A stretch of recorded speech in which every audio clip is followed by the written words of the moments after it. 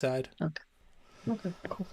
All right, we are live again with the infamous and legendary Tina and Karen. Welcome, both of you.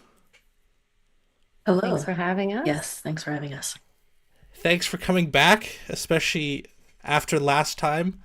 I was worried that we put you off, but alas, you are tough, independent ladies. Because yeah, Yeah. it seemed like there was no other way to describe it other than we were literally attacked. My my just kept going out, and that's never happened at this level. And I know you guys were saying that this is pretty common in the work you guys are doing. Is that correct? Yes, Yes. Yeah, very common. yeah. To the point where you guys don't even do live streams. Yeah, and I'd be curious. Why do you think that happens? Do you think it is a form of intimidation? Do you think it's just kind of a Joker thing? Do you think it's supposed to scare you? Is it always, or is it only when you do certain topics? I'd just be curious to kind of gain a little bit more insight on your guys' side. And Well, yeah, go go. ahead. No, go ahead. I was just saying that I haven't found any type of, I don't know. I think it happens all the time. Any time that we've ever done lives, it didn't matter what we talked about, what topics, like, and we cover a vast amount of topics. So I don't know what it's about. Perhaps it's just our mission to just expose or at least to educate ourselves to understand what's going on. That is could be intimidating. The fact that we're very open about it and have no problem using the big words and sharing our information with people. I think it could be intimidating because, like I was telling you, I don't really follow research or things like that, but Tina does, and what she gets backs what we see on the energetic side. So we're covering both sides here, physical and non-physical. So we're able to get a global picture of what we're seeing, and then we share our findings. We share our session stories, we share our personal anecdotes of what's going on. And I think it's the fact that we're kind of like not getting I wouldn't say like pushed down to the bottom. Like we're we just go on our day. Mhm. Like we can get attacked and abducted, and then the next day we're just like going on and making macaroni and cheese, like as if nothing happened, and we continue our day. We just don't be like we're not being victimized by what goes on because we think the truth is much more, it's bigger than that. Mhm. And so yeah, they'll just, I don't know, they try to intimidate, I guess, either through people or through like the poor technology or the fucking with the Wi-Fi, but we just try to preserve as much as we can, which is why we don't go live anymore, but that doesn't mean that we don't do videos anymore. Yeah. This is like a special circumstance where I feel like we need to just be prepared and make sure that it's a well um yeah, like a safe space so that we can do and say what we need to say and not, yeah, because it could get intense like with the physical attacks, if not, psychic attacks, etc. So we pick and choose our battles, and but we're always on the same path. Like you'll always get us like not really giving a shit and just giving our truth as we go along. Mm. So I think that's just the consistency in it, and we try not to be anything less than that. We're just on the same mission as everybody else is just trying to figure out the truth. So it's like a one big puzzle that we like to share. So Yeah, and for sure. we deal with the consequence of it. Yeah, yeah, and I really appreciate your guys' attitude and approach to it. I was blown away by lot of what you guys outlined in the first talk, even though it got cut off like six times. And yeah, for those of you guys just tuning into this, I'd highly recommend checking that out as well. There's a lot of really deep information that I'm hoping to go in a bit more depth on today. New age deception, which I think is really important, especially these days. As well, I want to dive a little deeper into the AI gods. Are these the ancient gods that we used to sacrifice to? What's going on? Let's pull this apart a bit more. But first, the story of the week, year, millennia, I don't know. This eclipse, everybody's going totally insane. It's just an eclipse, but it's a super eclipse, and also NASA's gonna fire rockets, and the rockets' names are like dead evil snakes or something, and CERN's gonna turn back on, and there's like chemical warfare specialists like freaking out, and they're issuing emergency. Like, what is going on? Maybe we'll start things off with Tina. Tina, what's going on here? What's going on? Well, I do think that with this eclipse, there is a really powerful energy that's going to be available. And these organizations are taking advantage of that to lend that energy to whatever agenda that they have, right? One of the things I thought was really interesting was that in the last 20 days or so, there's been like $130 billion added to the national debt. And if you look on the actual national debt website, the clock that runs, there's a little secret tab up in the right-hand corner, and that takes you to their Twitter or their X space. And they have some really interesting memes that they started posting, like and starting the end of February, which is when they opened that account. And they're showing the map of the US with the eclipse, the path of the eclipse, and they're talking about what it feels like. The energy of it is like they're talking about ushering something in.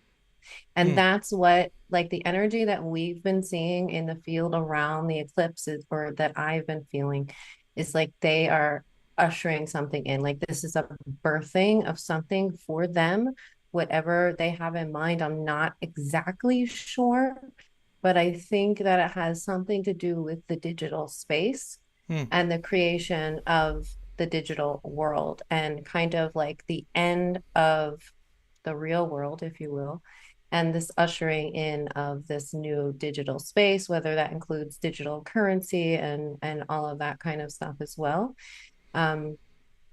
So one of the memes that they have on there is like there's somebody like that is unplugging something.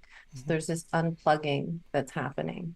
And I don't necessarily know for sure if there's going to be anything that actually happens physically, or that we're going to see, because there's always all that hype around these things like Y2K and 2012, and every time something like this comes around, it's like the end of the world scenario, right?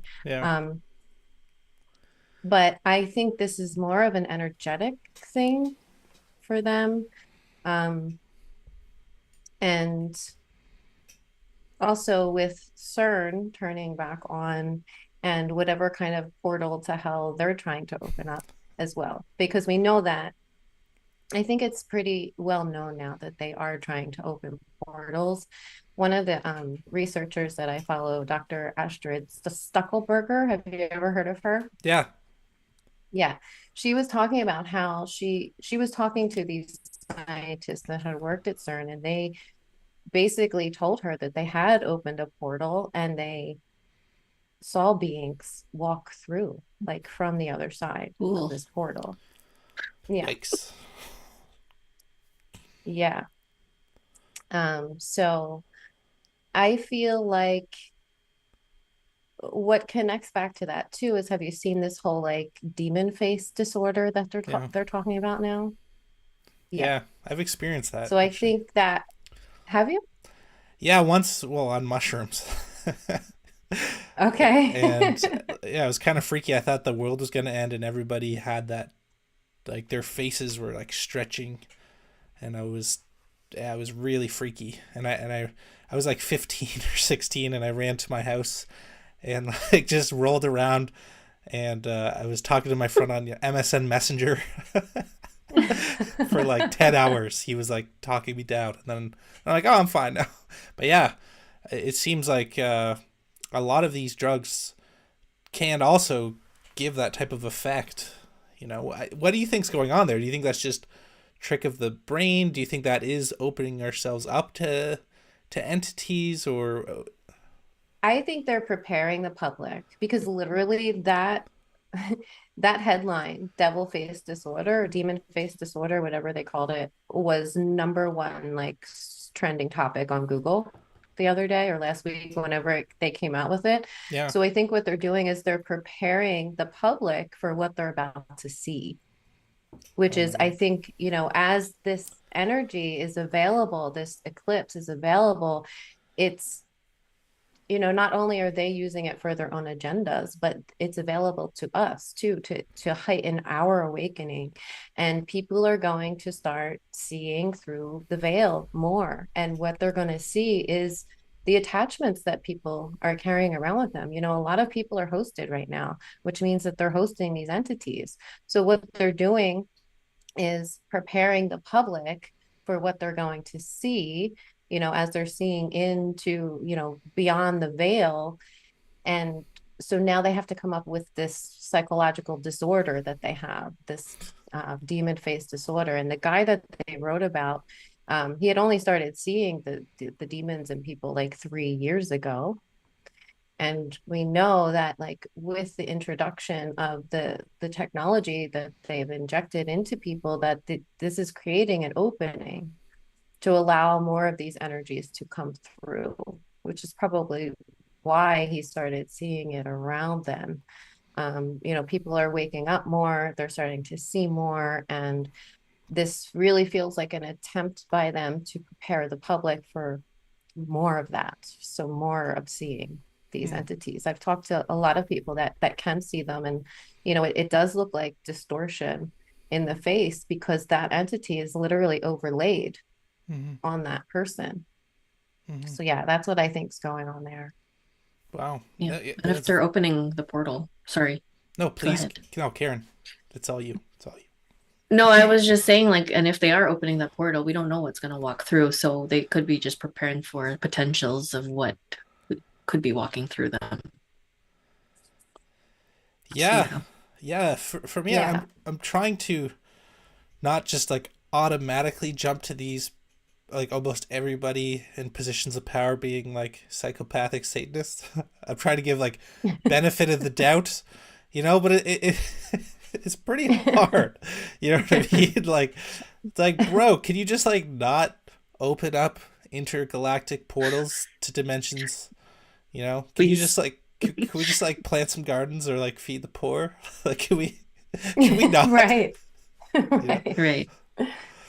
Yeah, I think they're also trying to cause shifts in time, right? Like we know, like since CERN was introduced, that, like all of the Mandela effects that have happened, I think they've been playing with time for a really long time now, like a couple decades, and that's why we're seeing these weird shifts. People are talking about feeling like time's speeding up or feeling like time's going in reverse. People are dreaming in reverse now, which is interesting. Hmm. So there's a lot of time glitches that are also happening, and they're definitely using CERN to play with those things and to open up these portals into other dimensions. So Wow. Nice. Add that to the long list of shitstorm. yeah, and all of this is like it all aligns with like end times prophecy. I'm not a big end times researcher. I only know a little bit about it, but just this week, March 30th, you had the sacrifice of the red heifers, Yeah. which, Yeah. You want to get into that a bit? I mean, I don't, like I said, I don't know too much, but the the red heifers were sacrificed, and this is supposed to bring about the construction of the third temple um, at the not the Dome of the Rock, but the actually the Muslim mosque there that the Jewish people want to take over and build their third temple on that site to usher in their Messiah, or some people say the Antichrist is what Yeah. they really want to bring through. And there's rumors that there's a portal there already that they want to access in order to bring those energies through. Yep. So there's that. Then there's like the Devil's Comet that's circulating, so it's like there's a lot going on. Yikes. Yeah. Yeah, you nailed it, Tina. I've been following that for a while. The red heifer, because that to me was like the barometer of what's going on, right? It's and then I found out, yeah, they built the altar, and they've been like GMOing these cows for like 20 years. Like there's Christian farmers in Texas are like genetically altering these cows because they have to have no fewer, like, zero white hairs. They have to be totally red, and then they have to burn them on a certain stuff and like use their ashes and bring the ashes to, the temple, and to basically usher in the Antichrist. It's like, Yeah. dude, ugh, you know, I know. I know. maybe I know. atheists have it right, like, okay, the, the spirit realm, okay, they're missing the boat there, but maybe if we just like focus on like growing gardens and like keeping the national debt down, maybe that's a better play. I don't know. Yeah, because I mean, yeah, there's and look what's happening in the Middle East right now. I mean, we had a session where we saw um this huge, speaking of portals, that there was already this huge portal open there, and all of the sacrifice that's the sacrifice of life that's happening there and bringing through these entities. So, yeah, like what are they sacrificing to? Who are they sacrificing to? And yeah, who are these gods? Yeah, It seems like they have a lot of influence. oh, for sure.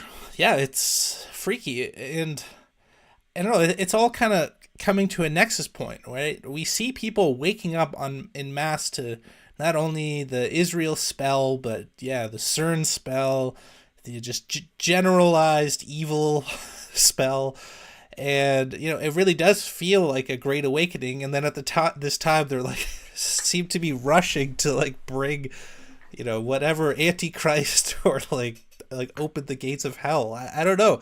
Is it, is this desperation? Are they or they know exactly what they're doing? Karen, you gotta weigh in here. Are they winning? Are they losing? What's going on here? My opinion is that we're losing. Okay. We're always We're losing. losing. We're losing. We're always losing. I mean, if you look at the collective consciousness, I mean, like, we have not really ahead anywhere. A lot of them are in the digital or stuck in technology. So, I mean, we've already lost all of those souls. And then I feel like everyone is just so divided and deeply programmed in their own thing and getting, stuck in their own ego and whatever it is that they're in, that it's so hard to sift through and discern truth and what's really going on. I mean, I talk to my circle and I sound crazy, so that's already like telling me that this is it. It's just me here that can see, or that has the openness to see through it, and that isn't terrified of, the what could potentially be happening. Like, are we in an apocalypse? I mean, I've been collecting cans for fucking how long, and it's like, when are we just What do you waiting? mean? Like, like that crazy person with my bottles of distilled water, and I'm like, come on, like, hoping. I'm not hoping, but like, I want to be wrong, but at the same time, it's like, are we really preparing for something? Are we already in it? Like, how? I don't know. Like, it's really hard to say. Yeah. But according to my circle in life, no one's with it. We're not winning anything. If I bring it up, like, they think I'm crazy. Like, okay, just don't look at the eclipse, like that kind of thing. I'm like, beyond burning your retinas here, people. Like, Yeah.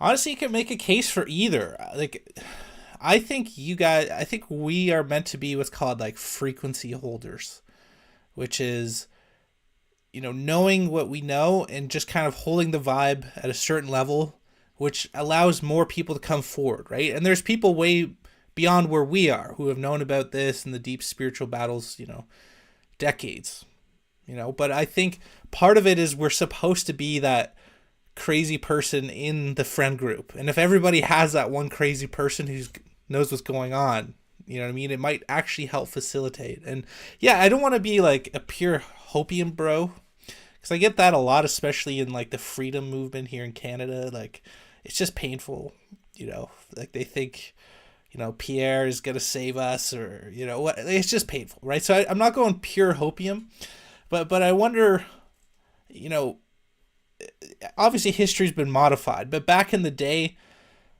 I think in many ways we have come a long way.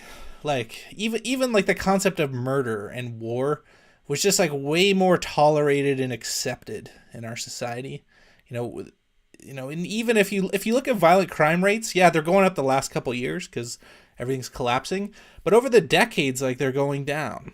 And in general, people are more peaceful and more, like even like the eco movement and the green movement. Even though I think it's bought, I think that's a sign that people actually care about, where we live, how we live.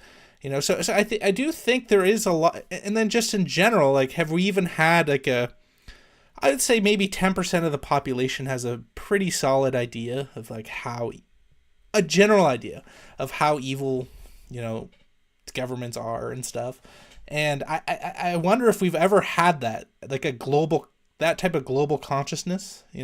So, it's easy to see all the bad stuff, and I think it's by design as well. But I wonder, maybe behind the scenes, there could be, more people awake now than ever before. But I don't know.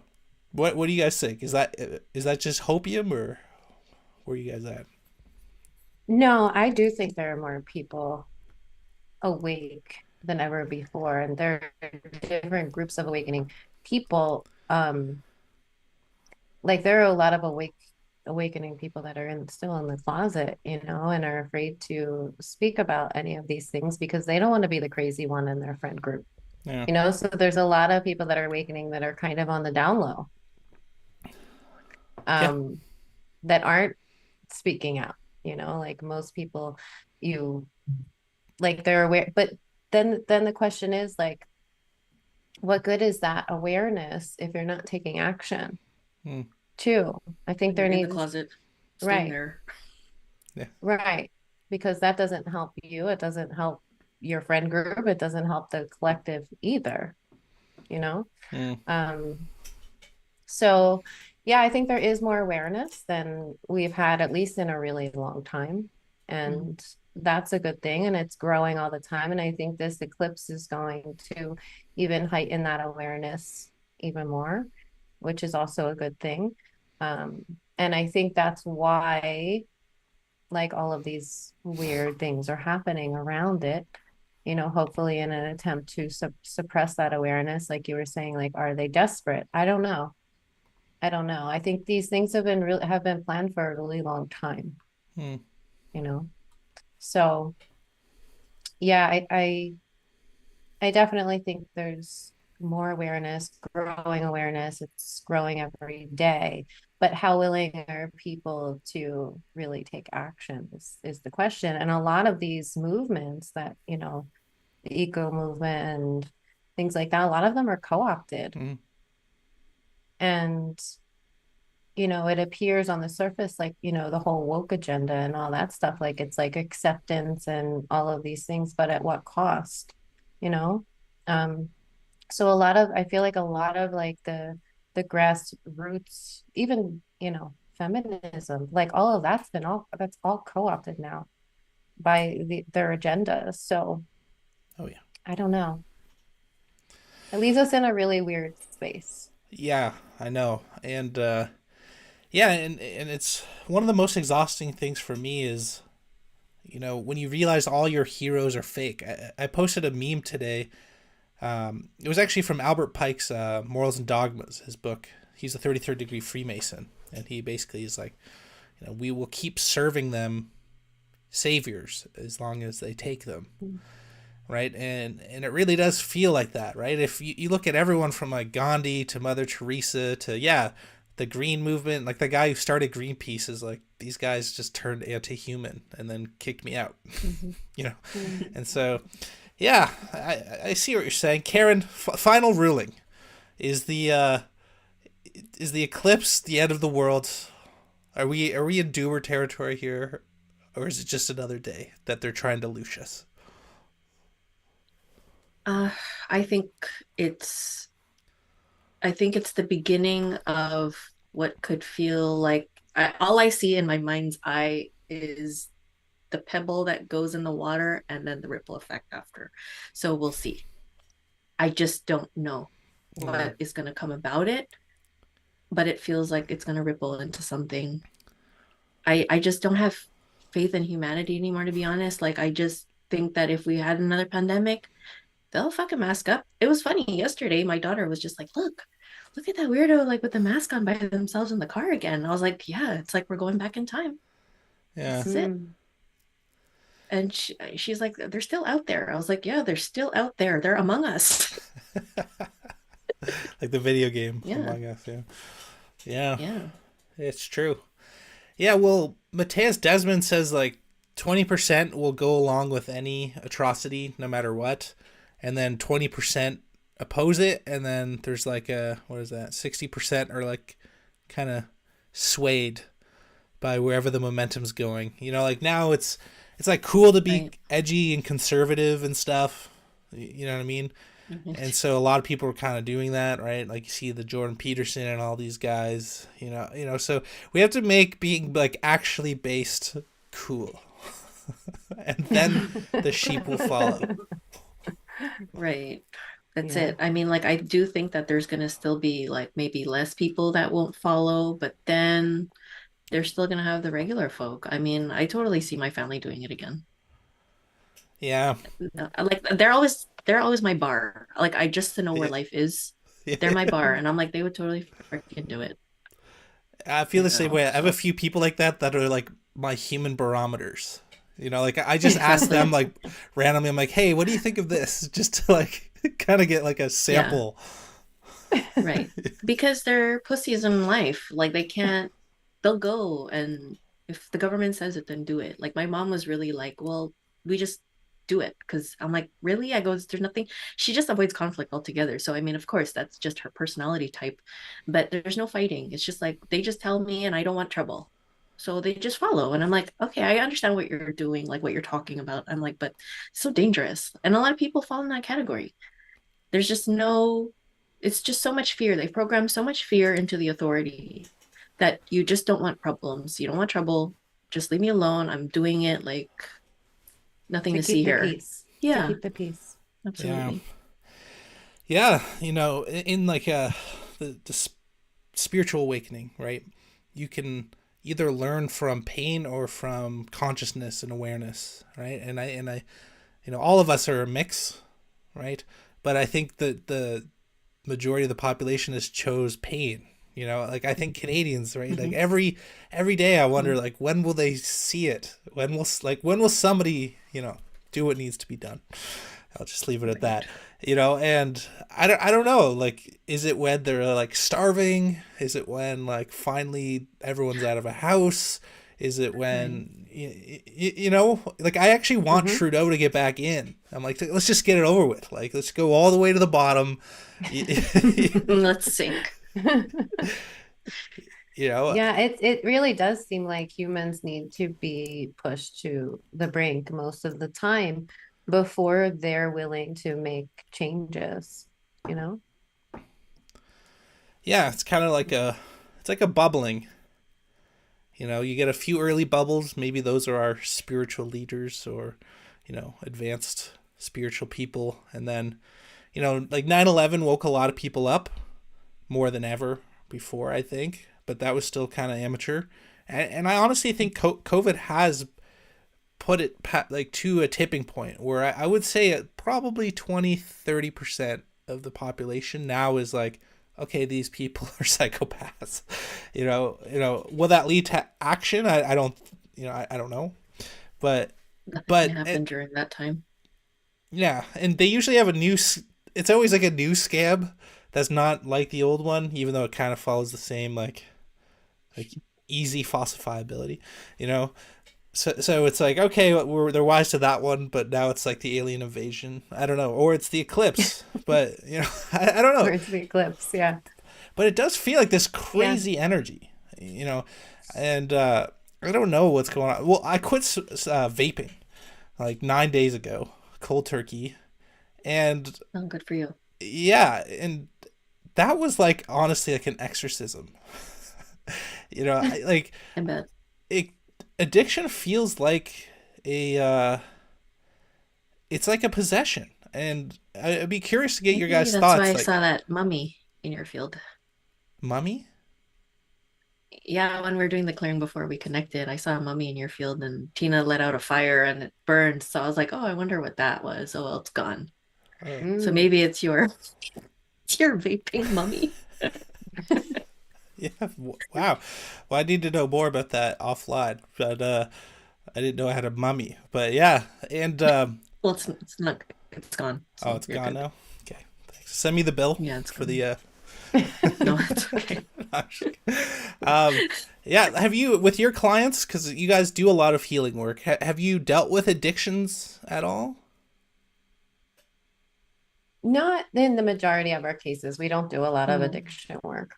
it's Mm-mm. trauma. Yeah. Yeah, just Yeah. trauma. Yeah, yeah. It's just But interesting. I'm curious, Oh, go like ahead. what that experience was like for you, if you want to talk about it. Like, what did that feel like for you quitting vaping? Yeah. Well, for me, so the thing about vaping, it's like it's probably like maybe like 60% better than you than cigarettes, but you do it like 10 times as much, you know, because Hmm. cigarettes you're limited by like how nasty they are, and also you can't smoke inside most times, right?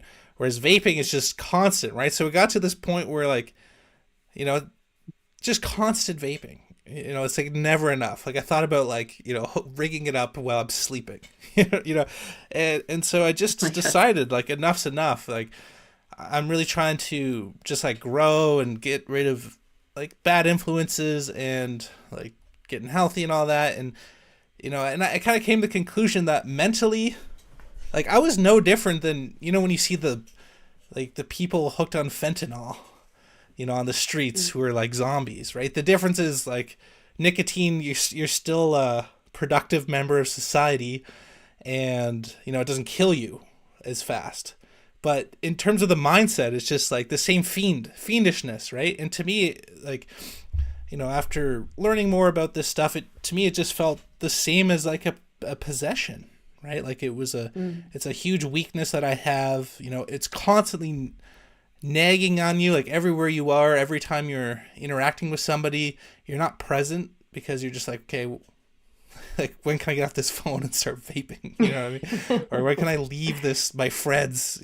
Whatever. And so, yeah, getting off of it was a tough decision, and the first few days were like horrible. And now it's been better, but it still creeps.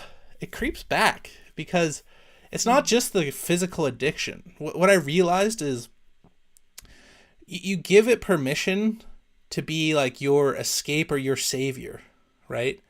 So Mm. like, it's like this is what will relax me. This is what calms me down, right? Like when I'm stressed, this is my outlet, right? So you put all your energy, it's almost like a religion, or like a cult. It's like you put your energy into that as like your release.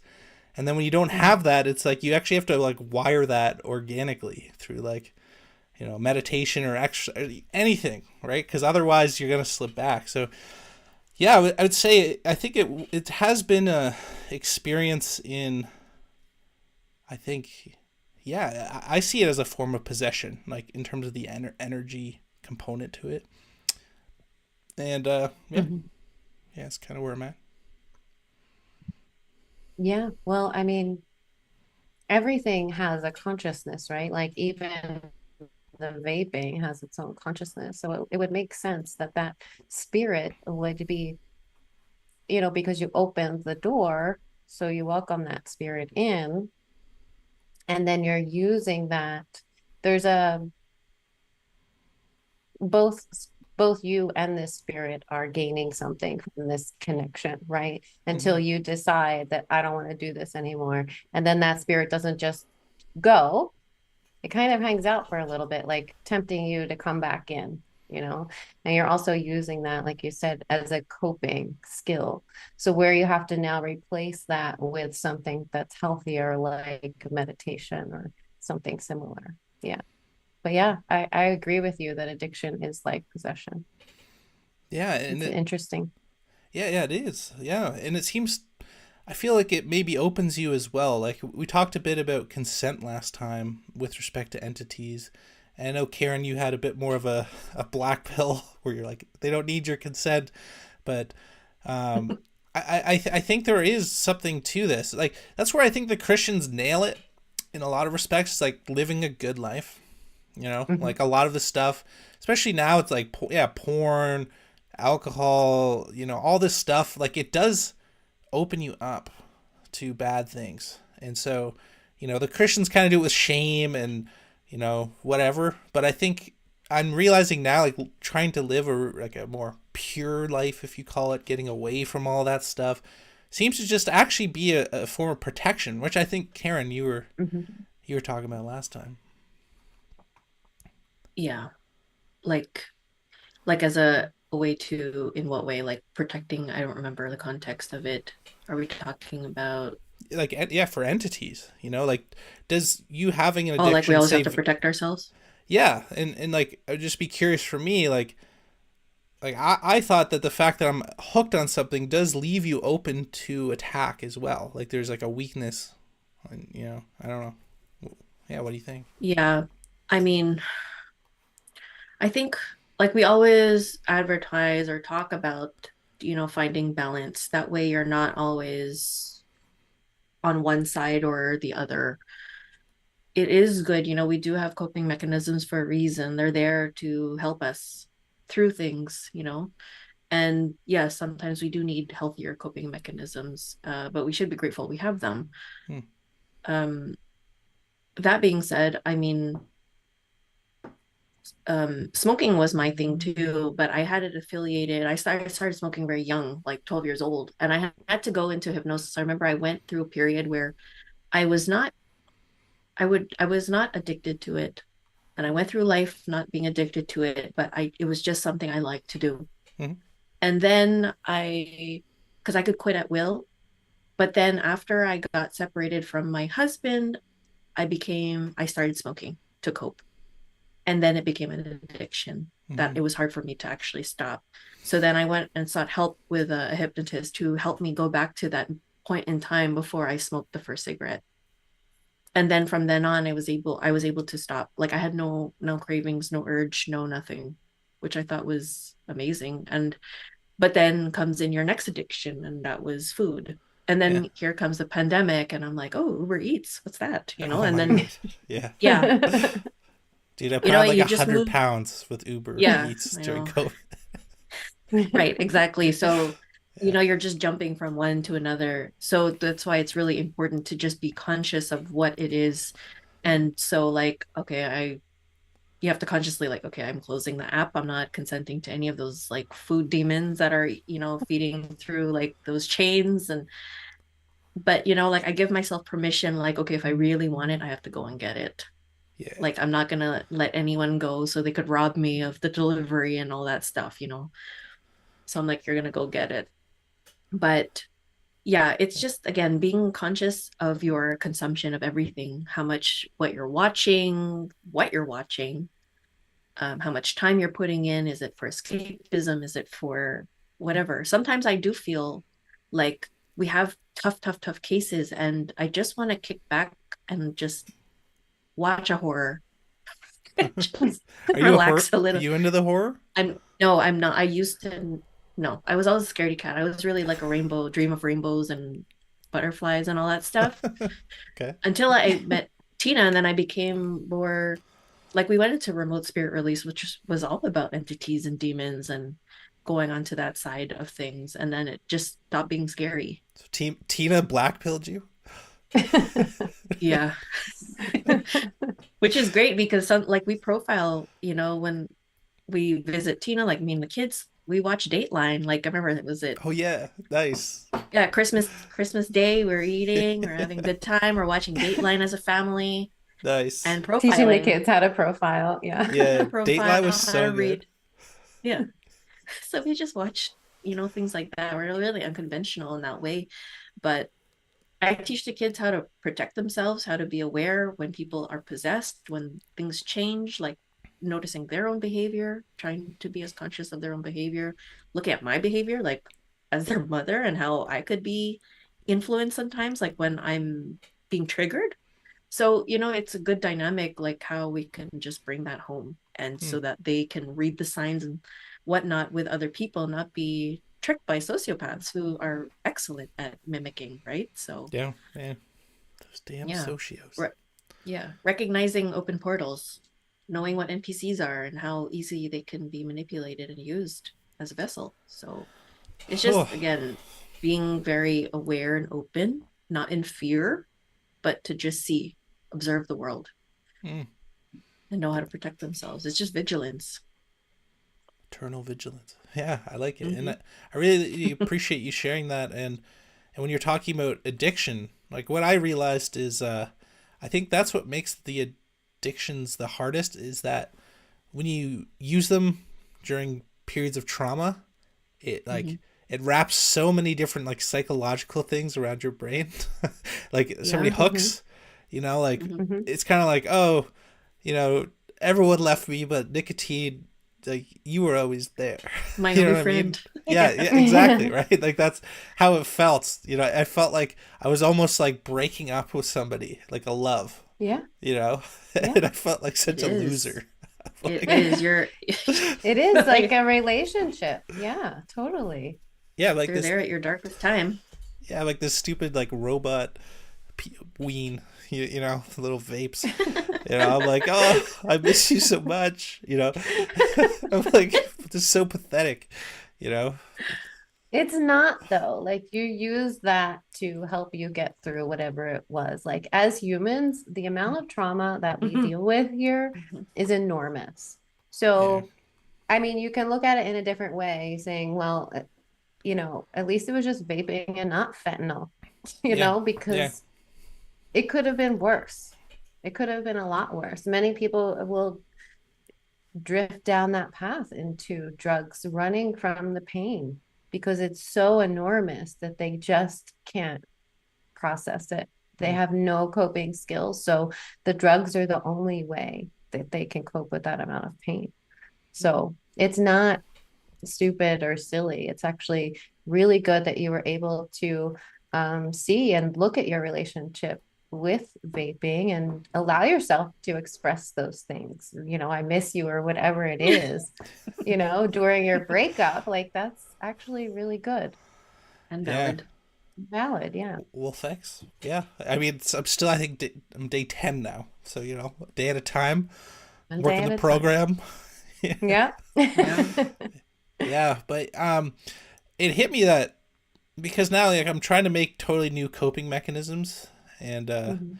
well, like I'm trying to meditate and just like deep breathing because all this stuff. I'm meditating in the morning. I'm exercising. I'm getting outside, getting that sun in the morning. And it's helping. But what I realized is like pretty much everything we do as humans is to literally just escape the fact that we're humans. Like we're just trying to escape from Mm. our current reality. That's like Yeah. 90% of what we're doing as humans. Mhm. Right. Yeah, which is why like Karen and I always talk about like the most spiritual thing you can do is to be human, right? Because Mhm. a lot of spiritual practices are about disconnecting from your humanness, and reaching for something bigger outside of you, whether that's God or your higher self or whatever that is that you're um, looking outside of yourself for. But really, the most spiritual thing you can do is be human and be good at being human and figuring that out. Like, that's the journey, Hmm. is how to be the best human you can be, and of course, that encapsulates your divinity, being a divine being in human form. It's hard. It's really hard. But yeah, grounding and being in the body and like when we talk about meditation, it's really like the way I use meditation now is to go inwards, to be in my body, like not to reach outside of myself for anything, but to go internally and to really focus on being in my form, because everything is within us. Everything we will ever need is within us. So a lot of the practices that we do are focused on being in the body and anchoring those higher, more divine energies into the physical form. You know, bringing that down, not seeking outside of ourselves for it, but actually anchoring it into the body so that we can lead from that energy more and less from the lower ego self. Mm. So, Yeah, it's very interesting, and I think that segues nicely into the new age deception. You know, we're seeing a Yes. lot of this happening, especially now and around the eclipse and all of Oh that, God. right? We're seeing the 5D, Woo. shift. We're going into 5D super reality. Dolores Cannon stuff. You see a lot of this hype. Just birthing pains, and a lot of it, for me, they are constantly like pointing to some type of solution outside of ourselves. That Mhm. seems to be the common theme in why a lot of new age stuff doesn't really vibe with me. But yeah, Karen, what's your take on that? Um, well, the new age. I mean, we went through our we drove through we drove through. we drove through it. I mean, like we had our own practices, and I feel like there's a lot of good things that go on through that. So I just want to say that first. But then but then it stops. We hit the wall. And then what?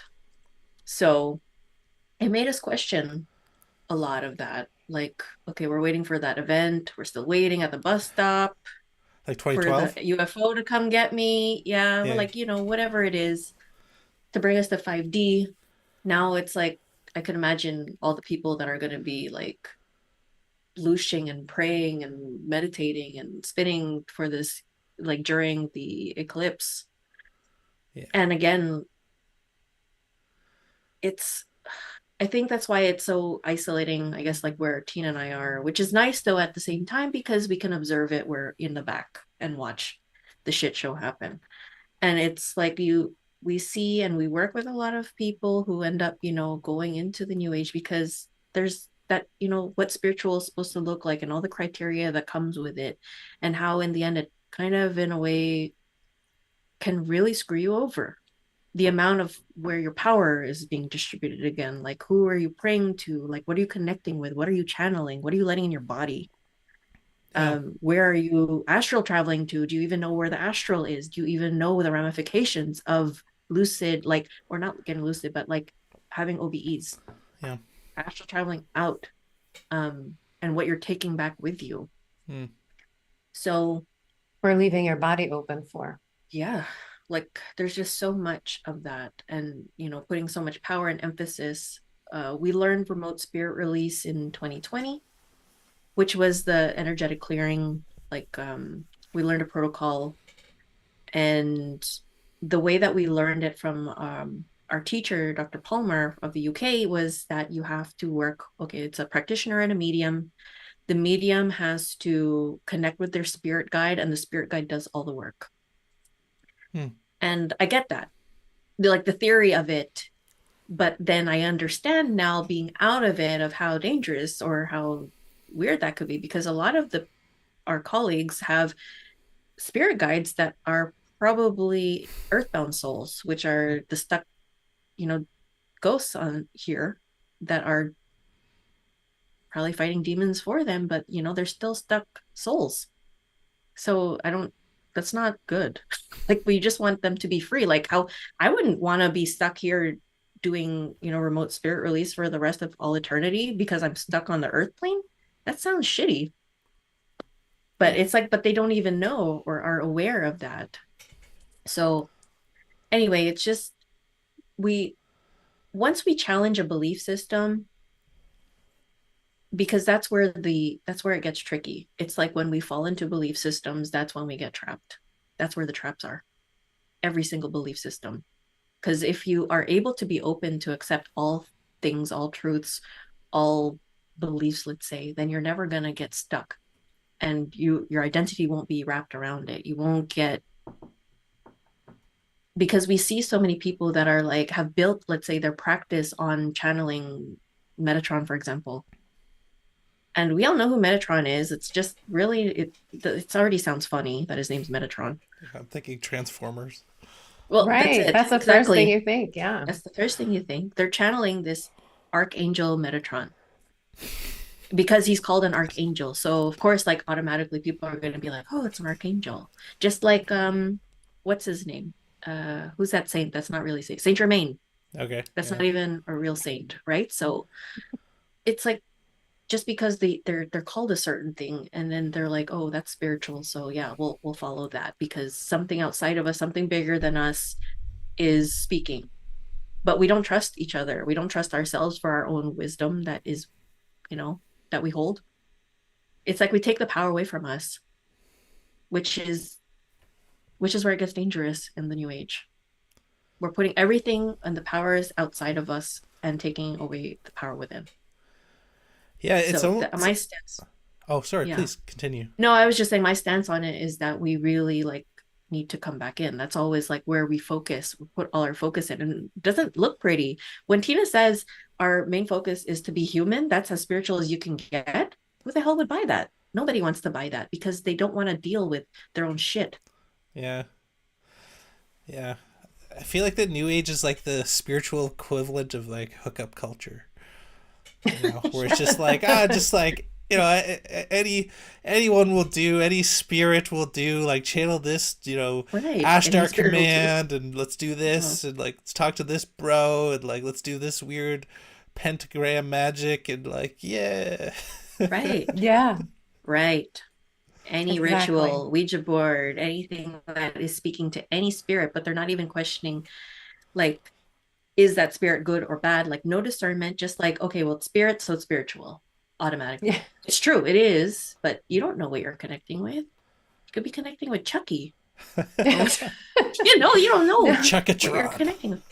Chuckatron. we've had like so many clients that come to us after doing these spiritual practices that the new age um, supports and pushes. I mean, there are people that say, yeah, do channeling, just open up and channel. You have no idea what you're opening yourself up to Yeah.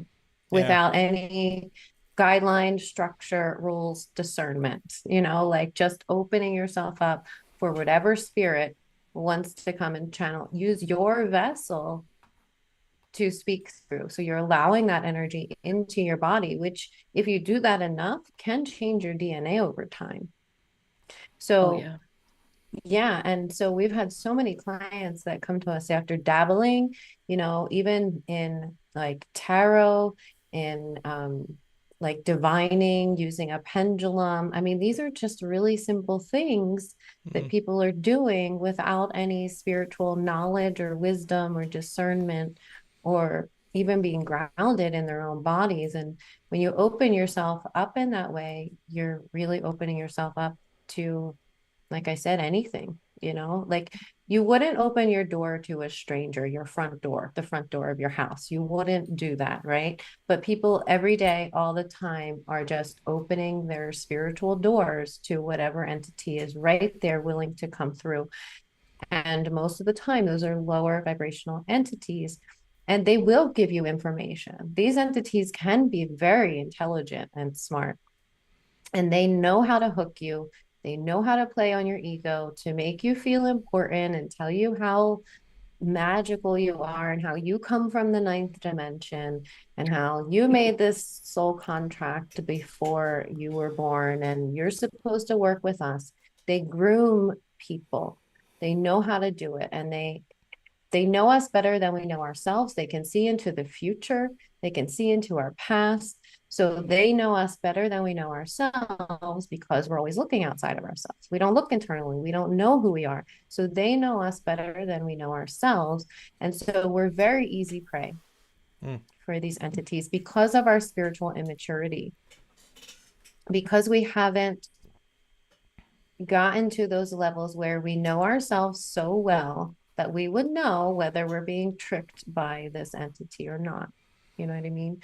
So this is very much going on in the New Age community right now, where people are being groomed and tricked by these entities.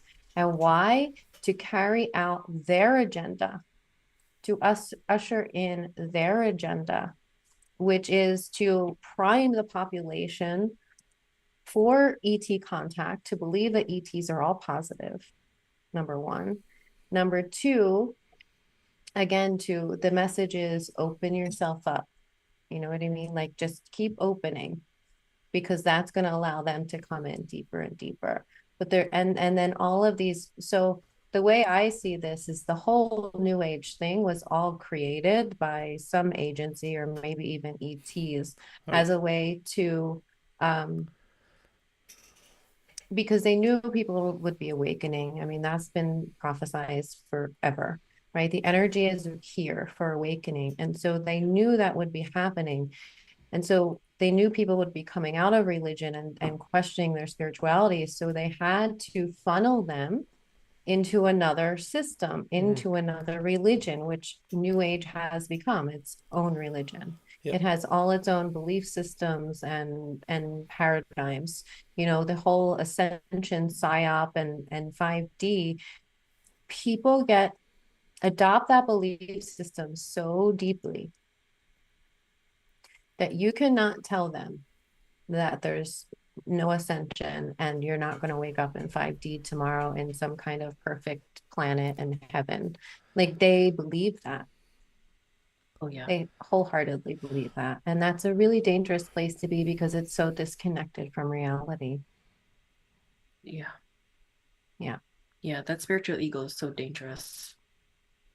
Yeah. Because we've come in contact with people who are like not getting their illnesses checked, let's say by a doctor, let's say cancer potentially or whatever, because the med beds are coming. These You know, like medbed that kind bros. of Yeah. shit. Yeah. Yeah, it's crazy. Or like let's buy all these bricks of gold and all of this stuff, like whatever, putting all their money, um, not paying their bills, so bankrupting themselves because the Nasara Jasara is gonna come. It's right around the corner. Like all of that shit. Like it's Yeah. crazy. Yeah. Yeah, I know. It seems like the one of the biggest traps is like future. Like always, if they can trap your mind to a future state, it's always like they're coming one day. It's gonna happen one day. I'm gonna, one day, Exactly. one day, right? And that's also back to the addiction. That's how addiction works in your mind too. Mm-hmm. There's this book called The Willpower Experiment, and a psychologist, she's a brilliant lady, and she basically figured out that in the mind, if you think that you've done a good deed, like you get the same dopamine hit as if you actually did it. Right? So it's like, I'll quit one day, and then you think of like yourself not like having quit, and then you get that like dopamine hit, right? And same thing like people trying to lose weight, they think about eating healthy stuff. Like for example, McDonald's, they know this, so psychologically they'll show the salads like as photos when you first walk in, right? And so your mind psychologically is like, oh, I saw a salad, so I'm healthy, so now I'm free to like eat a Big Mac or whatever. Eat a burger. Yeah. Yeah, so it's like Yeah. kind of the same thing. Mm-hmm. Yeah, and it's also that's called future faking, and it's a tactic. It's an actual tactic used by narcissists and sociopaths.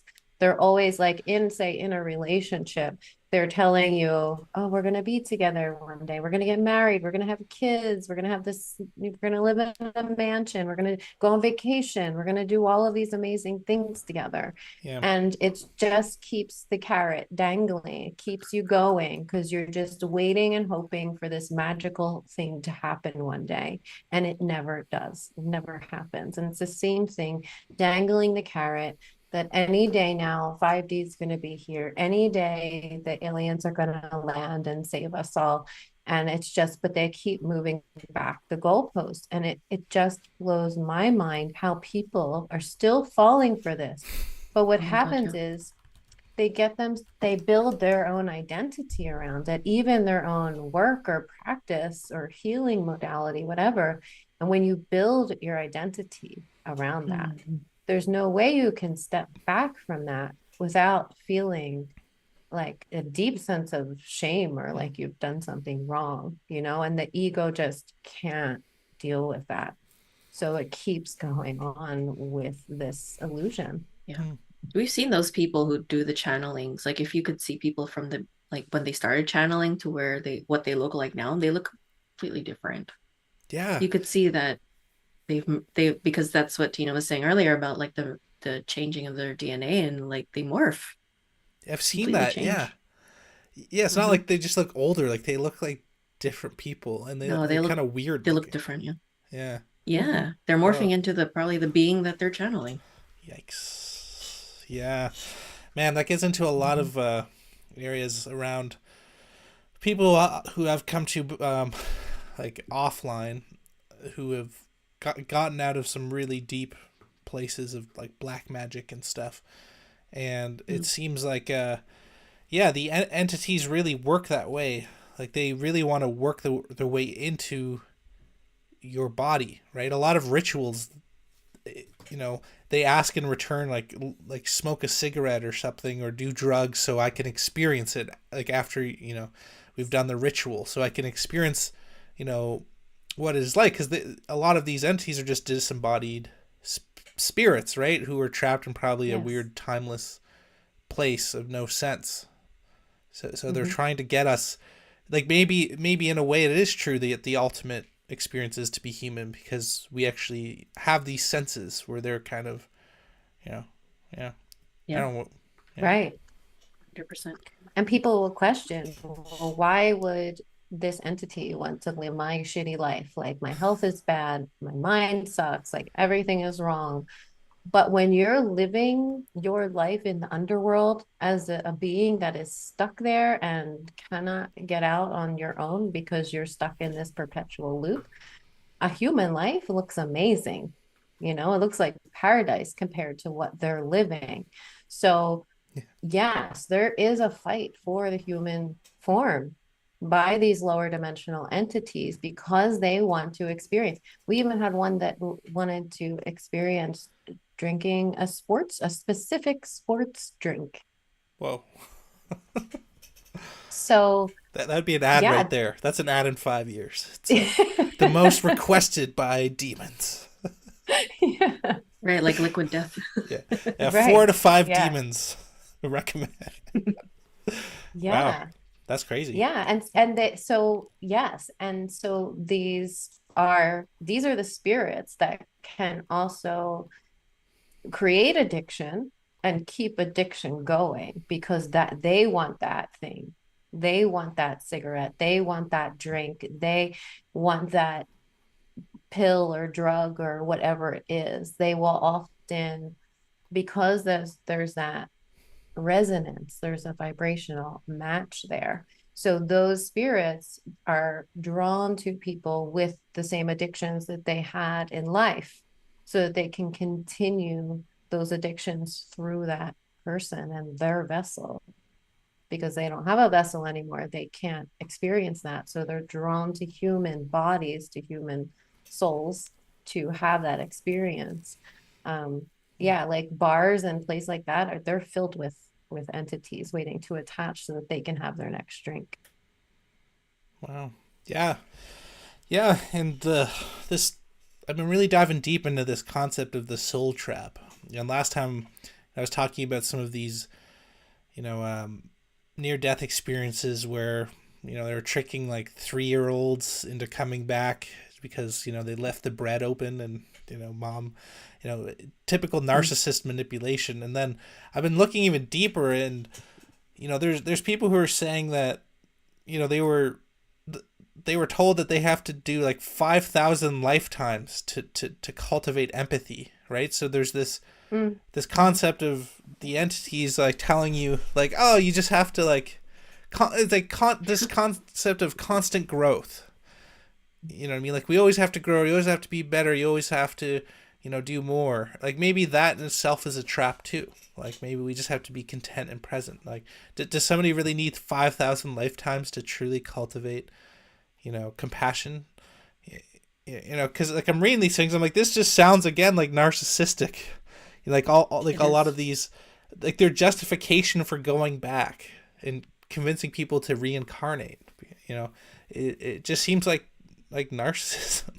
And I know you guys have Right. dove into this a bit, so I'd love to know your guys' takes on just the soul trap concept. And it does seem like we are literally like manipulated into coming back somehow.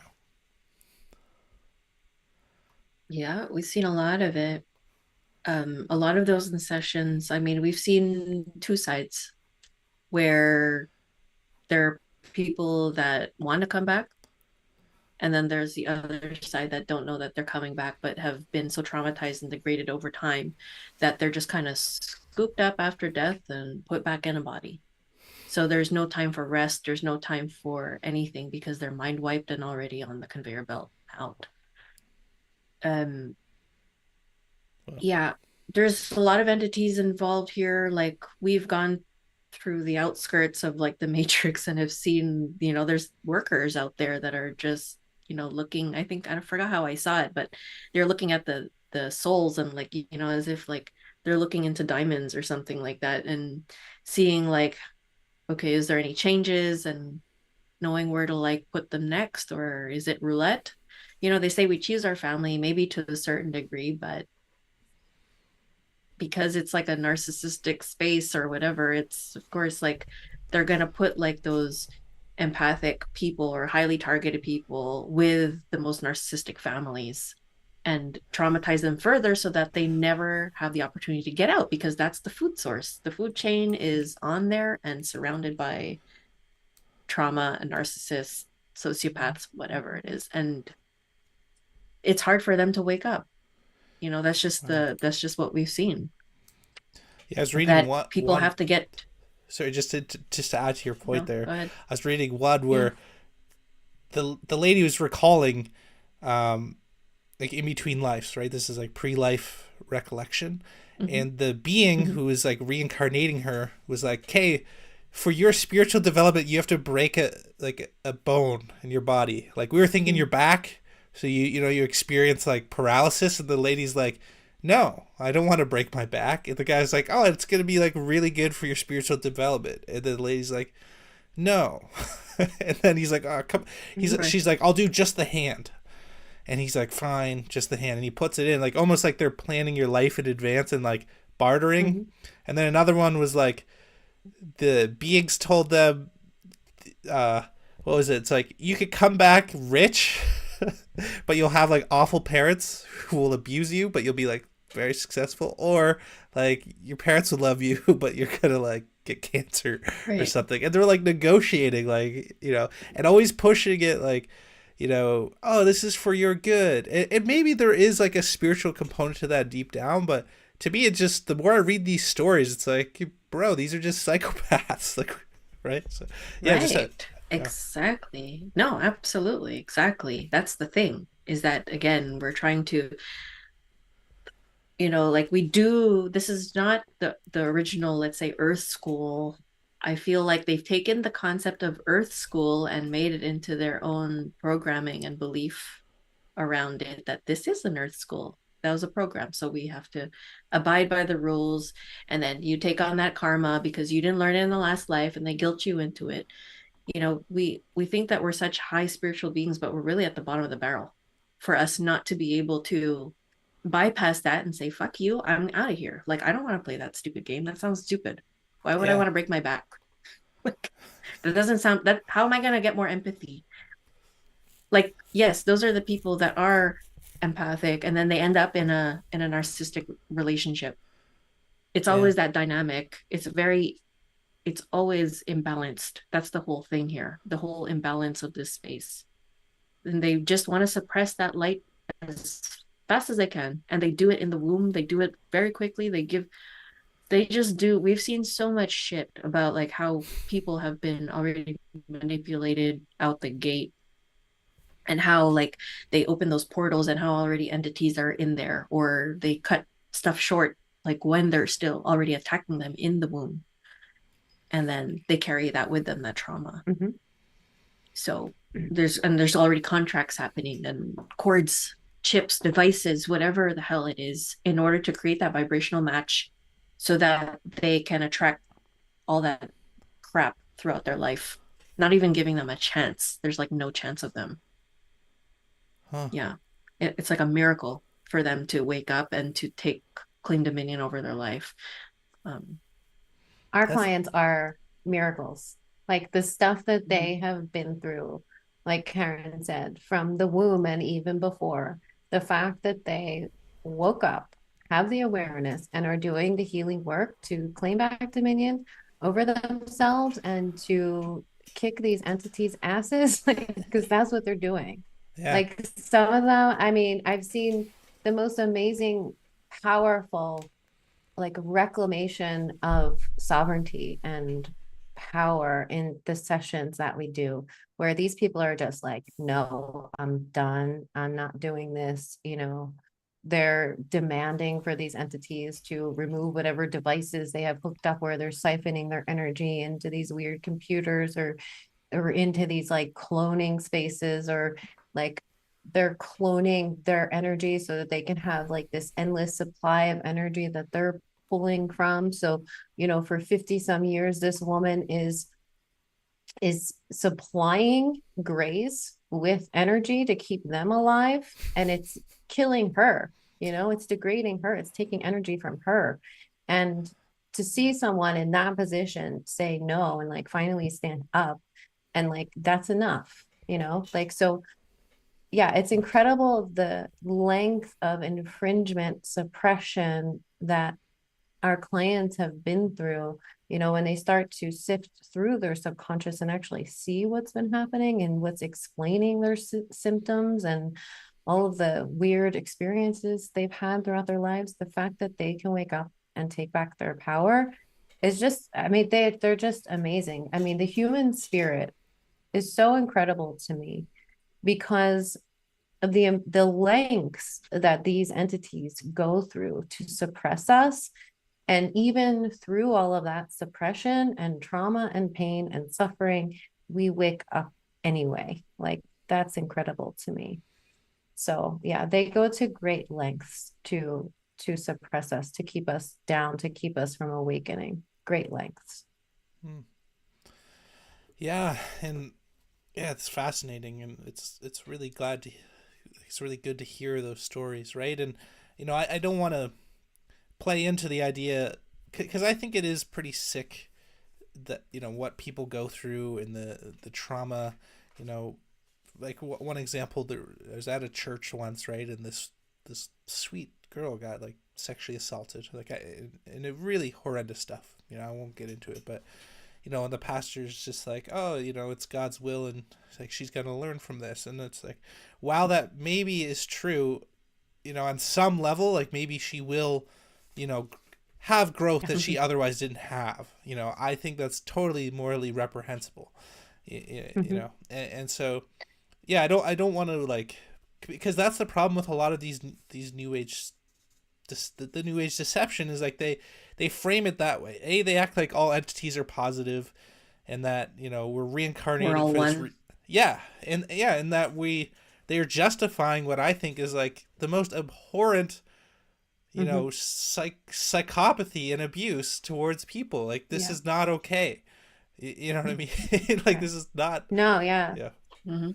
Totally. And I think that whole program is meant to do just that, to justify what they're doing to us and to have naive spiritual people believing that this is what we need to do. There's a rape of innocence that is happening here.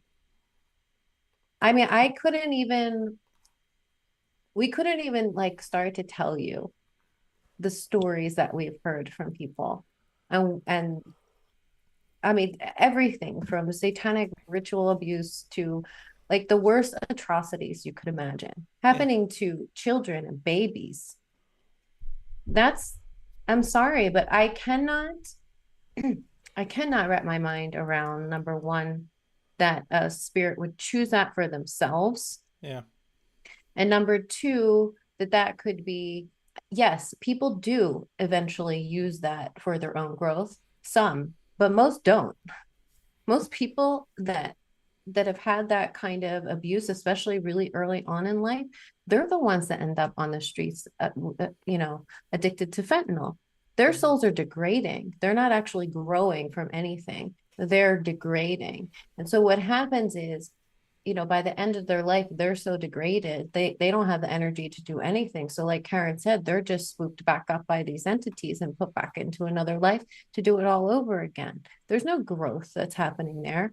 It takes a really, really, really strong and wise spirit who has been through this hundreds or thousands of times. They're the ones that are waking up to this now.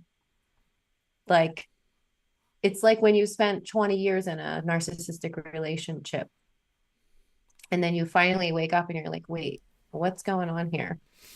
You don't even know you were being abused because the abuse is so normalized. You're so used to it. Mm-hmm. So that's what's happening to us now as we're waking up within this system. Like, wait, what's happening here? And asking these questions. And even though we might not have all the answers, these are really important questions to be asking, because the amount of and the extent of the, like you said, it's just absolutely abhorrent, the abuse, the trauma, and the rape of innocence that happens here.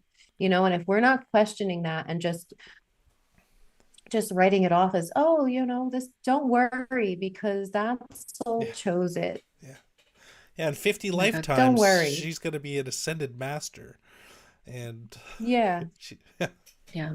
Talk about invalidating one's experience or spiritually bypassing everything. I know. And the and it's meant aside for us to like accept it, and that's like one thing I really struggle with. Like when I was a very devout Christian, Mm-hmm. and this concept, it's like, I like that Christians especially now call out evil, because I feel like a lot of spiritual New Agers and like even a lot of Gnostics, there's a little too much like moral relativism for me to really like vibe with. So I really like that about Christians, but at the same time, it's like they don't really have a good answer for like, why is there so much suffering and trauma? Like, okay, just because some chick thousands of years ago, like, tempted her like hubby, that doesn't justify like these thousands of years of what is like just endless suffering. And there's no justification for it in my mind, and Christians are like, well, you don't know God's will, yada yada yada. It's like, well, which God though?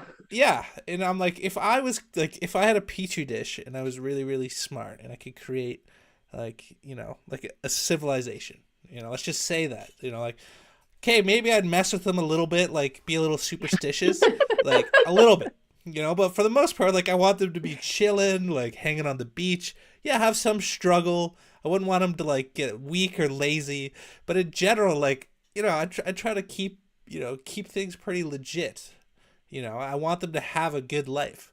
Whereas like, yeah, like what's going on here? Like, this is an awful place.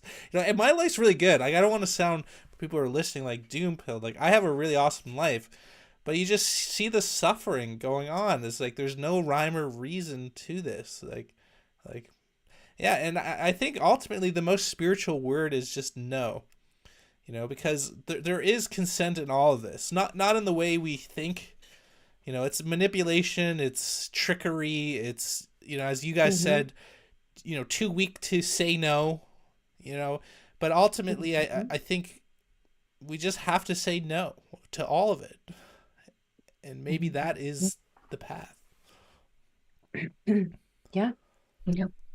Yeah, no is a very powerful word, and you don't need to justify your no or explain your no. It's just no. And like you were saying, a lot of this does happen by consent, a lot. And it happens in the realms where we're not fully conscious while we're dreaming or in between lives when, we just we don't have access to our full consciousness. Like, just for example, I was listening to a podcast last night about dreamscape warfare. And this woman her friend had helped her break this covenant with this entity who had been causing her like just lots of torment and sleep paralysis for decades. She was dealing with this stuff. So they broke this contract or covenant with this entity. For 3 nights, she had a really good sleep, no issues. And then on the third night, she finds herself semi lucid in this dream state. And it's like she's walking up to this hotel and she's asking for her room. And they say that they don't have her room available anymore. Someone else took the room. So she is pretty much begging to have her room back because this is her room. So the woman at the counter, who's like this obviously like high level female entity, tells her, okay, well, you have to go through this process to get your room back. And there's other beings, other women here that want their room too. So they had to go through this ritual. And there were 3 thrones in the room. So they had to stand in line and they were supposed to express something um, like their dedication to whatever these entities were. And as that was happening, she became fully conscious and heard a voice that said, no, you're not supposed to be here. So then she realized what was happening, that she was about to recontract with this entity that she had just broken the contract with because she was unconscious in her sleep. She was actually fighting for it to get her place back with Right. this entity. So this is why it's so important for us to become lucid in our dream state as much as possible. And this is how easily we can be tricked into making these agreements to be bound to these entities without even knowing. So what Karen and I tell our clients is to, in the morning, like when you wake up from these dreams, first of all, writing them down is so important, because even though you might not have full conscious awareness, because as we're shifting through brainwave states, it tends to fade. It's not necessarily that your memory is being wiped. It's just the shifting between dimensions that is creating that haze or that fade. So writing it down is like soon as you wake up and still have it fresh there, even if it's just a couple words that you remember or a feeling of the dream or an insight, colors, whatever it is that you remember, write that down because it can become really important later on. And then you want to call back any of your energy that has been siphoned during the dream state. So calling all of your energy back to you and breaking and burning, rescinding any contracts that were made, any agreements that were made. So just having the intention to do so, because we don't know what we're doing in our sleep, what we're agreeing to, what we're being tricked into if we're not consciously aware of it. Yeah. So. Wow, that's really interesting. I used to be super into lucid dreaming, and lately I just decided I want to kind of get back into it. So I've been doing starting with the daily dream journaling. But Oh, yeah, good. do you think the dream realm is a good place to kind of rescind a lot of these contracts? Do you think even doing it in a waking state is also effective, or even in the astral realm, or what do you think there? Yeah, I mean, all three. Like, I mean, consciously, I think we have the most access to our conscious awareness when we're awake and conscious, even though it doesn't feel like that. We have the most access to our, how would you call that? I can't think of the word right. To our authority, I feel like, to Okay. our power and authority when we're fully awake. So yeah, like Karen and I do a lot of our like contract burning and pulling while we're in that awake state. But if you happen to do it in your dreams, that's fine too. But yeah, I mean, we contract with things all the time without realizing it. It can be really, really subtle. So yeah, I'm becoming definitely. conscious of that in dreams. Yeah, go ahead. No, I was just saying like I've become conscious of those things in dreams where where my consciousness comes in and I'm like, did I contract through anything? I remember saying that in dreams, but I'm not lucid enough. Lucid enough in a sense, or conscious enough that my consciousness is able to be aware of things that I may have contracted in. And so I do clearings while I'm dreaming. Okay. So I'm Yeah. having some progress. So Nice. Nice. And do you guys recommend against astral projection for everybody? Because me, it just sounds so cool. I'm reading all these astral stories. Dudes having these adventures. I don't know. well, But you think yeah, it's. Yeah, go ahead. that's part of like the whole thing that I was talking about, like leaving your body vacant. Because if you're out and you're projecting yourself in those weird, like in those spaces, like you're leaving your door open, Mm, or you are going to be that magnet and bring things with you from the astral.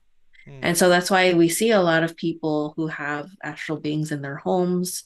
They have them attached to them, or parasites, or all kinds of stuff. So it's just, again, being aware of that. It's also very important that if you do it, to be very conscious of what's going on, and to break the contracts, or, take back all my energy or power that I lost along the way. I burn all contracts that may have been made while I was astral projecting. I remove all energies that are in my body. Like, you have to make it into a very daily hygienic, like energy hygiene, as you would bathe, shower, whatever, like brush your teeth, everything. It has to be part of your daily life. So it's just being aware of what you're doing, and to know that you don't necessarily have to astral project. You can just go within and bring your consciousness wherever, like through your imagination. It's the same. It's just that you're in your body, you're doing it consciously. mm. It's another muscle you can exercise. Yeah, Yeah. interesting. Yeah, I think the common theme really is a self awareness, and Hmm. that really is the path, is cultivating that. Even with Yeah. lucid dreaming, right? You're training yourself throughout the day to really question your reality, question your, existence. Am I dreaming? Am I not? Right? And I Hmm. think being able to astral project is a deeper level, and also maybe for us to, unfubar ourselves from where we are is really just us becoming more and more conscious of who we really are and going within. Yeah, Yeah. exactly that. Yeah, more awareness, more consciousness. It's just continuing to cultivate that and bringing the unconscious aspects of yourself forward. So, actually actively asking for that, like, show me the unconscious parts of myself, so that I can bring awareness to that. And once you bring awareness to that, it's no longer unconscious. Mm. So it's now brought into the light of consciousness. Yeah. Yeah. People fall into that role of like asking for that, but they do it via psychedelics. And that's also another portal opening. Like, the person who's holding that space for you to do the psychedelics really needs to be on top of the entity involvement, the portal openings, like what's going on. Are they able to hold that space for you to travel like that? Or is it just like, one of those things like where you just get together because it's a spiritual cool thing to do, and then it's super they're so negligent because they don't close the portals, like everyone's all possessed and it's all great because they had their spiritual experience. So Yeah. again, it's just aware, do your research, make sure that you're comfortable with whoever's holding that space if you're going to do it. Have your right intentions, because again, if any entity goes in there, they know exactly what your point of vulnerability is, and they will bring that out, and that's going to be a really expensive bad trip. Well, Yeah. and you can also be tricked by these entities during Hmm. psychedelic trips too, which happens so often, and the trickery is so subtle, so you really have it takes a lot of awareness. Like, if you're going to do things like that, it takes a lot of awareness and questioning things that come forward in those kinds of trips, because like we've seen our clients that have done a lot of psychedelics that go through almost a grooming process by, especially like the grays like to show up a lot and these kind of things. And they've even been like abducted during these sessions, and like really strange, weird things have happened. And they've been contracted in with these entities to carry out missions, and the missions are never in benefit of the client. they're in benefit for these entities and whatever their agenda is. And that agenda always includes suppressing human consciousness in roundabout ways. So it might look like they're helping to awaken, but it's a false awakening. And that's what we're seeing in the new age right now. It's a false awakening. It's not a true awakening. Yeah, yeah, very well said, both you. Yeah, I'm really concerned about this, like almost mainstreaming of like hardcore intense hallucinogens. You know, Mm. like I think they probably have their place and they should be, very respected. But now it's like Mhm. almost cool to Mhm. like drop DMT and ayahuasca, and they're like legalizing mushrooms, and frankly I think any adult should be able to do what they want with their body. But I don't know, it Mhm. feels like this like mass, like the shamanization of the society, but I don't think people are like ready for it. You know what I mean? No, Like, no. and yeah, the proof's in the pudding. A lot of these DMT bros I see, they think they're spiritual, but they took the jab. They go along, Right. they go That's along where with it gets everything weird. still. They just see like robot elves and think they're like, one with everything. Right. It's like, Right. And that's the delusion. That's the delusion that people want to think that they're spiritual because they're exploring, whatever these realms or illusions that they're being showed through these psychedelics by these entities. That doesn't make you spiritual. It actually degrades you because you're not connecting with yourself in an and intentional and pure way. There's Mhm. something there that is interfering with that connection. And yeah, this you have to question why are they legalizing all of these hallucinogens and psychedelics? Why? There has to be some kind of agenda behind that. And I agree, whatever adults want to do, adults are going to do. But I think you have to have some level of maturity when you're taking these things on and like really know what you're doing and have um, an energetic informed consent. hygiene, yeah, Yeah. ritual and informed consent and knowing to ask questions of these beings that are showing up. Yeah, for sure. Yeah, it's freaky. I want to be respectful for your time. I had a few more questions. Do you guys do you have a few more minutes, or do you have to get going, or I would like to go to take a pause for a second. yeah. Okay. Yeah, for If sure. that's okay. Yeah, okay. I have to go to the Okay. bathroom. Okay. Yeah, I guess I'll wait for her because I know we were talking about AI last time, but it's something that's really been top of my mind, and it seems to be one of the main themes for 2024. And I've seen some of your content. You guys are talking about like AI entities, and one thing that I'm starting to see is, well, for starters, the whole red heifer stuff. I'm starting to ask like who could fill the antichrist criteria of the Bible, and to me I actually think it's Elon Musk. I think he'd be the Mm. most likely person to be like widely accepted, seen as a savior, but he's also pushing a lot of this AI stuff, and it already feels very culty. Like Mm. when I'm looking into this open AI, and I've been using it a little bit, people are like worshiping this stuff already. And I've Mhm. heard you guys talk about, AI gods, AI overlords and stuff. And so I'm curious, like, are they going to make a religion out of AI? Because in a way, it's being framed like humans creating God. It has this like religious connotation already. And also, I'm Oh yeah. wondering, you know, is there a connection between these, what do you want to call them, archons or, entities and the AI they're rolling out? Is there a link between the two? Well, yeah. I mean, when you listen to these people talk about AI, in one breath, they will tell you that they're summoning the demon. And in the other, they'll tell, like Elon Musk has said that. And so has, do you know Jordy Rose? No. He he's the inventor of the D-Wave quantum computer. Okay. Oh, you'll love that talk. You should look that up. Jordy Rose Jordy and Rose. Okay. D-Wave computer.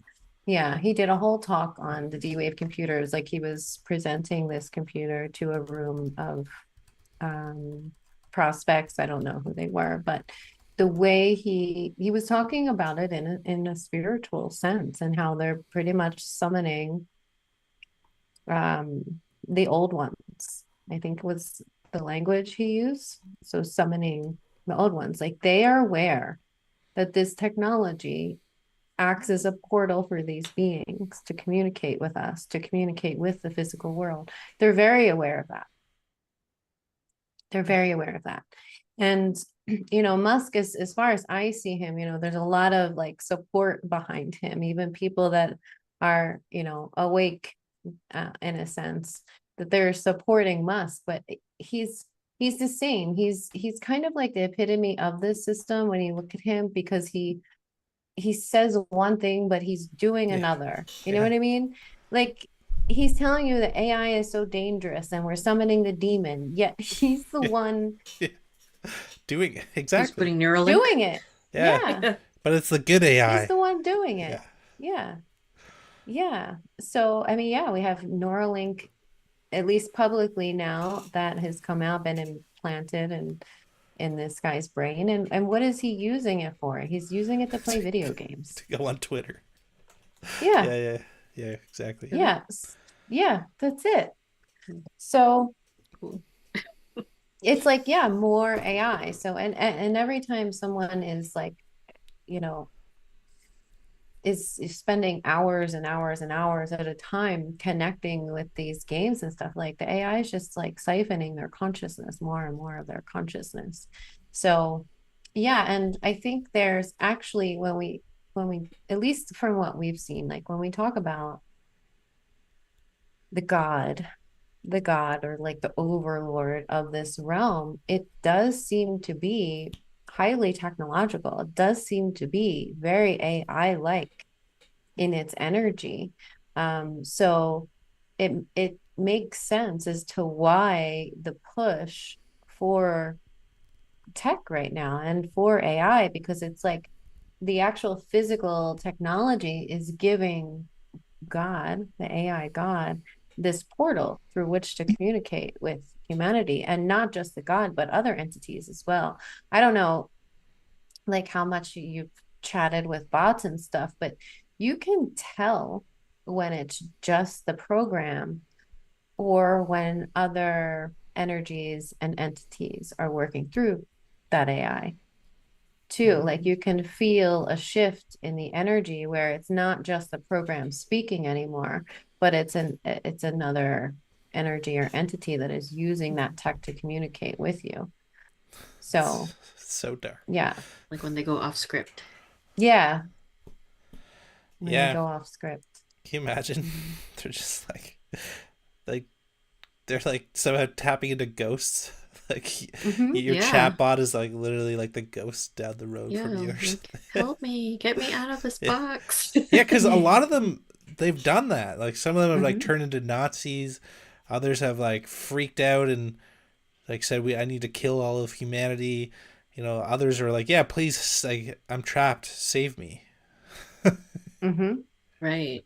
Well, I Yeah. mean, if you think of the collective consciousness that's using the AI and the direction that we're going into the AI, of course, like if we're also like if it's a two-way street and you have a bunch of people that are just, talking to their chat box and making them their girlfriends that they can abuse and blah blah blah, like you're putting that into the system, and so you're teaching the AI that this is okay. Yeah, So we're implanting that information into them. So of course, like if humans are making this technology, that it definitely the outcome's not going to be good because our collective consciousness is not mature and they're very destructive, self-destructive. So of course they're going to be like learn that algorithm and outsmart and like all everybody, and then Terminator 2 here. yeah, we Like definitely can't handle it. Also, no. Terminator 1, I believe, what was it? Terminator 1, it took place in 1984, and Reese, Mm-hmm. who went back in time, was like, Sarah Connor's like, we don't have the technology. And he's like, no, you don't now, but you will in 40 years, which puts us to this year. And so, Mm, yeah, I don't know. They have this like 2030 plan, like all of the Mm-hmm. big agenda stuff, but I feel like they're trying to go even earlier. Maybe, they're same thing with like the future trapping. It's like they're looking to 2030, but they're trying to scoop it all in now. I don't know. Like, it just seems like such craziness, but yeah, oh, I don't know. But it definitely was not going to get better before it gets worse. Yeah. I mean, we don't mean to be like Debbie Downers. We feel like we are Debbie Downers, but that's just what it's been proven time and time again as we're going through and sifting through information. And like, oh my God. Like when Tina comes with information from research, I'm like, oh God, what else? What else do we have? What else is there? Yeah. It's depressing, but it Tina, is she's such what a it little is. black pillar, right? Yeah, but it's great I'm just because kidding. then at least we know what we're up against or like to better prepare so that we, aren't, pulled from under the rug again. Like it's just knowing. I mean, it's not, I feel like I work through a lot of the trauma through the black pilling, let's say, or whatever the truth. And it's kind of like, okay, now what? What's next? Like, what do we have to do now? We just deal. No, for sure. Continue macaroni. Yeah, definitely just a joke. Just Yeah. Tina, you're so upbeat and nice that it's just funny. Just this idea that you're secretly like blackpilling everybody and like super dark. That was just an inside joke for myself that I don't know if it's picked up. It's just But we like, laugh about it. You have to. You have to laugh about it. yeah. We really can't take so much seriously, but we're able to observe everything as it's going on and try to find those moments of joy in between when you Mhm. can. Yeah, well, that's one thing I guess I take for granted, that I have the capacity to hold this information without letting it crush me. You know what I yeah, mean? Like, and because I refuse to let them steal my joy. I just refuse. Number one, I know I'm not this body. Number two, I know I don't belong here in this world, and anything that happens here has nothing to do with me. You know what I mean? So I have a level of detachment from it, um, that I think is necessary as we move through these things and not taking everything so seriously. But just it's really just about more and more awareness. I think the awareness is the key to everything, and even when that awareness is perceived as dark, or the information's perceived as negative, or labeled as fear-based, it doesn't make it any less true. The truth is the truth. yeah, So my the wholeness of my being wants to know the truth, and it doesn't really matter how dark it is. I want to know. yeah. I couldn't agree more. Same for me. Like I really just want to know the truth, and that's why I think it's also really important for people, you know, getting into these types of topics and knowledge, to be also careful about who you share it with. I think Mhm. a lot of people aren't really ready for it, and personally I think it's their right. Mhm. Early on in the truther days with COVID, like I would spend hours a day just showing people the actual like scientific papers that is debunking what these people are saying, right? And it Mhm. never got through to them, and I would almost get angry and almost try to like force it, and you'll cause people to go insane, right? Even with like basic Yeah. stuff, even stuff that's proven. Talk about even the nature of like child exploitation in the world that's widely Mhm. documented. Most people they'd snap. And it's unfortunate, but I think a lot of people just aren't there yet, and so it's very important that you also have to become stewards of this type of information. Like for me, I really want to know because same with you, Tina. Like, I'm really driven to know the truth, but you know, a lot of people aren't. And honestly, I think it's better to be a happy normie who lives a good life, you know, has a family, takes care of people, than a doomer who knows tons of stuff. Like, I have a few friends who are way super knowledgeable, but they're literally the most black pilled, unhappy, depressed people I know because of it. And Right. you Right. know, I don't blame them, but because I get where they're coming from. But to me, I don't think that's an answer. Right? So Right. you basically have to know enough that you can handle to kind of transmute into positivity. I think. Yeah. Exactly. As It's much a as you can. right, like transcending it, and transmuting it.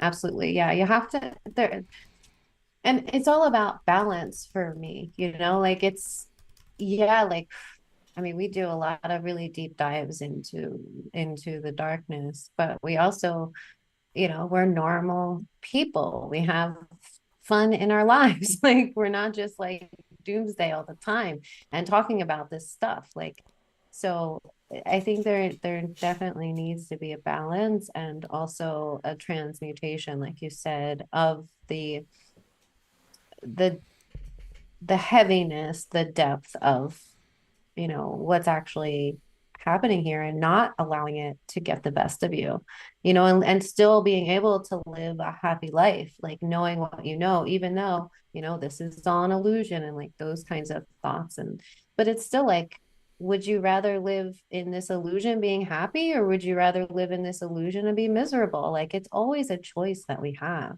And I choose not to be miserable anymore because I spent so much of my life miserable, so I'm not doing that thing anymore. I just choose not to. And I think we really do have a choice about how we feel about it. Not just allowing it to dictate to us who we are and how we feel, but getting to choose. Yeah, well said. Well, yeah, maybe we can wrap things up there, and just on that and that topic in terms of, you know, things people can do, right? From this talk, what I'm hearing is awareness, you know, presence, finding out who you are, you know, saying no. Um, Obviously, going to quantumhealingwithtina.com, becoming a loyal patron, using your services. But other than that, are there things you would recommend for people who are on this journey? I'll go Karen What we first. recommend in what sense? Yeah, I mean, you know, keeping yourself happy, healthy in the apocalypse, you know, spiritually, physically, mentally, Well, energetically. again, like the word of this talk is, yeah, self-awareness and bringing that into your life, because again, people could get so easily victimized. That's a part of the programming. They want you to be victimized by everything, which is why you could be black pilling all the time, all the live long day, and feeling sorry for yourself, or saying, well, what's the point? And you're in that space of apathy, and you're feeding the system just as badly as those that aren't as awake as you. What's Mm. worse, there's no difference there. So it's just being able to make a decision, knowing that you have a choice point at every turn in your life, that you're responsible and you can take accountable for what you can, take control where you can. And I don't, I think people just need to discover themselves and try to find the joys, like I said, where they are, and try to make the best of what is left of your life here. Because if your goal is to get out, you got to do a lot of the cleansing work in order to free yourself, or allow for the spirit to eject itself out through its own, as like right away. You're just like, I'm out, and you're out. And we just don't want to be held back by anything anymore. Like, to live as humanly possible. And I think the self compassion and compassion for others is very important, but knowing when it becomes toxic, and that you can hold space for others and for whatever, and know when to let go. Like, it's really balancing act here, knowing when you're being pulled in different directions. And like, I encourage like your path, like I hope that you succeed in your breakup with your what's it called, the smoking Vape. thing, The the vape. vape. Yeah. But to forgive yourself if you crack, like it's just a matter of being able to live your life as best as you can. And it's okay to make mistakes because we are human in the end. And that's it. We're just all trying to help each other out in this place. And it's good to find like-minded people who we can share, because that's what keeps us alive here. It's really like we can start creating or seed planting to others through these talks and giving people permission to question things in a safe way and not to fall in the deep end. So Love it. Tina, anything to add? Karen just about said it all. That was really She good. nailed it. Yeah. She nailed it. Yeah. Well, I just wanted to touch on something you touched on, like a life of purity earlier, right? And kind of aligning with the Christians. And I also feel like the Christians right now actually have a lot to offer as far as like the spiritual warfare elements. And, there's a lot to be gained from them as well. And they've also, as far as I've seen, really been on the front lines of like sharing these kinds of truths with the world, even though there's still a lot of distortion mixed in with it. Actually, a lot of the information that I've come across that resonates most with me has been coming from Christians, which is really interesting. Mm-hmm. But I do think that, yeah, like what we're doing here too is as much as we are garnering that self-awareness and awareness of the world around us, we're also purifying at the same time. So we're not only letting go of all the old thoughts, belief systems, paradigms that we've lived in, but like physical purity as well, like you quitting your vaping, being more healthy, working out, not, drinking sports drinks and soda and like all of these, the poison that we're surrounded by. So really, one thing at a time. I'm not saying like quit everything today, but like porn is a really big thing Yeah. to disconnect from because it's so unhealthy and it rewires the brain and there's entities involved in that as well. And it's just like one of the worst things you could do for your spiritual health is to watch porn. So Yeah. that's one thing to disconnect from. And yeah, just eating healthy, grounding, being outside in the sunshine, putting your bare feet on the earth, allowing the earth to, because I mean, there is scientific evidence behind earthing and how it, discharges all of the smog from the tech that we pick up sitting in front of our computers and devices. And, the earth really does help us to cleanse that. Um, so yeah, it's really about purifying mind, body, soul, spirit, and the lighter, yeah, it's just becoming lighter and lighter, the more we let go of. So yeah. Wow. Yeah. Very well said from both of you. A lot of good things to meditate on. Well, I want to thank you guys again so much for coming on. It seems like we have pleased the archons for today enough to not be attacked, or we showed them who's boss. We just said no, and they messed off because they're ultimately little coward little bitches. But anyways, want to thank you guys so much. Maybe you could go give a plug where people can find you, how people can support you. You can find our website at quantumhealingwithtena.com, TENA, or our YouTube of the same name. And yeah, those are the two main places. You can also email us at quantumhealingwithtena@gmail.com if you want to get in touch with us. Yeah. Awesome. Well, Tina and Karen, thank you so much again. I want to thank everybody who's on the live stream. And yeah, I'm going to close it down here and I'll say my goodbyes offline.